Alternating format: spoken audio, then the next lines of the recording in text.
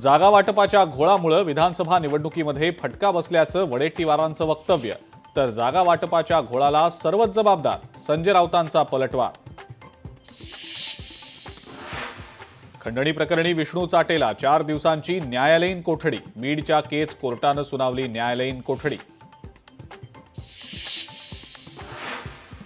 शरद पवारांच्या राष्ट्रवादीचा प्रदेशाध्यक्ष बदलण्याची कार्यकर्त्यांची मागणी, तर जयंत पाटलांनी कार्यकर्त्यांकडे 8 दिवसांचा वेळ मागितल्याची सूत्रांची माहिती.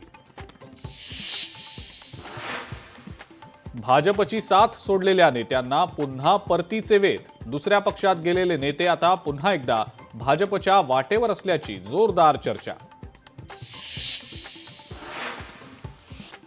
अडचणीच्या काळात पक्षाला ब्लॅकमेल करणं योग्य नाही. ज्यांना जायचंय त्यांनी जा. उद्धव ठाकरेंनी पक्षातल्या नाराजांना सुनावलं. आदित्य ठाकरे आणि फडणवीस भेटीवरून एकनाथ शिंदेंचा टोला. देवेंद्र फडणवीसांना फडतूस म्हणणाऱ्यांनी लवकरच रंग बदलला. सरडाही रंग बदलतो, पण अशी जात पहिल्यांदा पाहिली, शिंदेंचं विधान.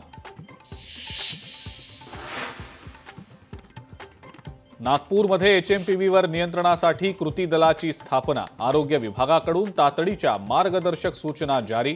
नागपुरात एचएमपीव्हीचे आढळले होते 5 रुग्ण.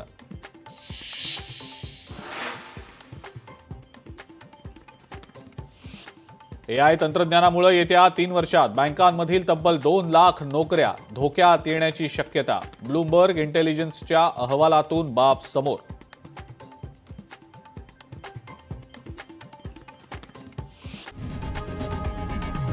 लोकशाही मराठी ऐका, पहा, जागरूक रहा.